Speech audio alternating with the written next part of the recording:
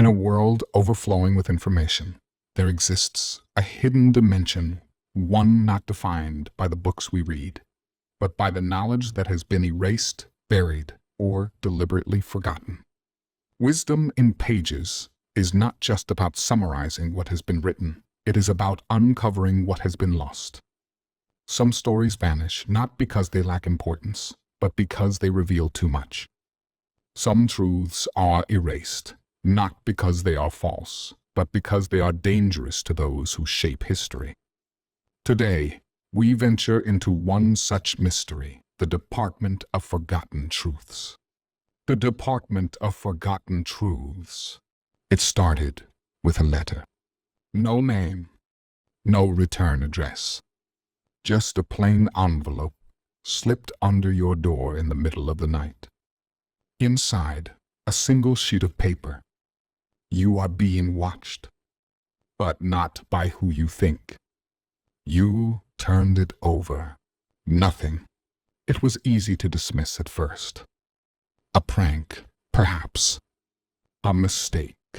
But then came the second letter, delivered the next evening. This one had a list of names you didn't recognize, dates that meant nothing to you, events that had supposedly never happened. And then, at the very bottom, a single phrase. History is not lost. It is taken. The Ministry of Erasure. You didn't notice it at first. How could you? That's the trick of a well-designed illusion. But as you read, the letters, each one more unsettling than the last, you started to see the cracks.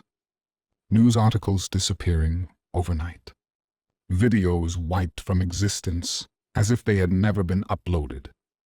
Books you swore existed, gone without a trace, their absence excused with phrases like misremembered and never published.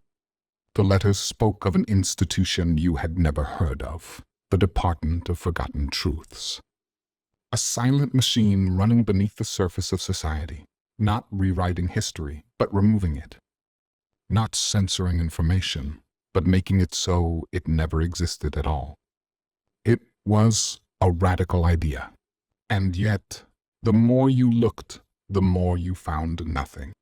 People who questioned its existence disappeared, not in some dramatic fashion, not in the middle of the night.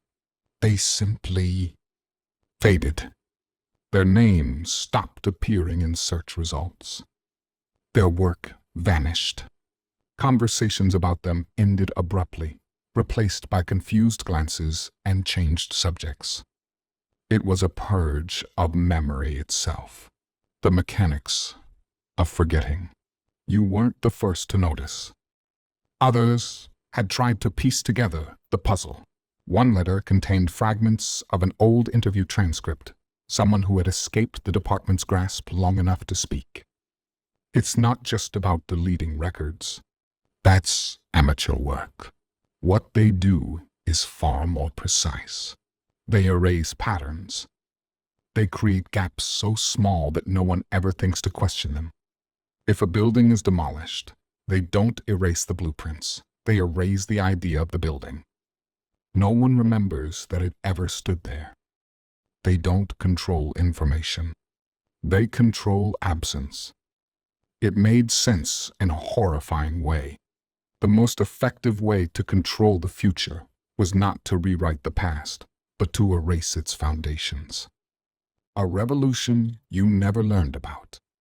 A philosopher whose work was quietly discredited, not through argument, but through silence. An artist whose paintings, too disturbing for the public eye, were locked away, not as forbidden knowledge, but as knowledge that was never meant to exist in the first place. They weren't lying to you. They were simply removing the questions. The final letter. Then, one evening, a final letter arrived. This one was different. The paper was thicker, the ink darker. It contained no names, no cryptic warnings. It simply asked, "What have you forgotten?" You wanted to dismiss it, but the question crawled under your skin, lodged itself in your mind like a splinter. Hadn't there been something you had read about last year? A book, maybe? A documentary? You tried to search for it. Nothing. You asked a friend. They didn't recall anything. You scoured archives, forums, whispers in dark corners of the internet. The results were always the same: emptiness. And yet, you could still feel the outline of it like a missing tooth, like a scar whose cause you had long since forgotten. You realized then that this was the last stage of erasure. Not just deleting records, not just removing patterns, but making you doubt your own mind. If they could take away a piece of knowledge without you realizing it was gone, what else had they stolen? And then the letters stopped. You waited for more, for answers, for some resolution to the mystery, but none came. The Department of Forgotten Truths, if it existed at all, had decided it no longer needed to warn you. You were already forgetting. Epilogue, a test.